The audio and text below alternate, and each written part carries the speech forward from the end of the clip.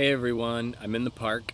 I just wanted to talk about academy versus industry super briefly because qualitative research can be an extraordinarily useful tool to find things out, and it gets used differently in academy versus industry.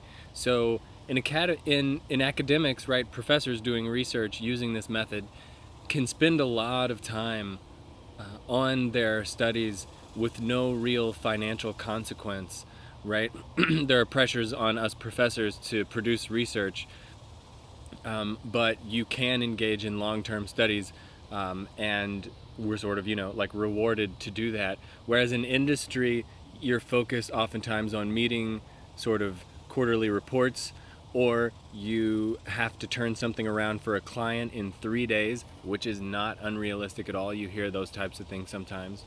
Turn something around for a client in 3 days. More often it'll be a week or maybe even 3 weeks. But even in those situations, clients will often sort of change what they want from you just a few days right before the deadline. And so I want you to know sort of like what you're up against whenever you're doing this type of research. I would like to say something like, don't burden yourself with being too systematic when you are trying to do this type of research in an industry setting, but of course that would be bad advice.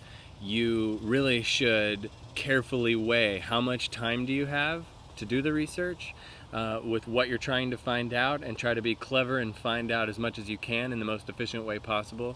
But I just wanted to impart that idea that in the industry, it's oftentimes, especially within advertising where there's such short deadlines, hard to do any real, very systematic, rigorous, qualitative research.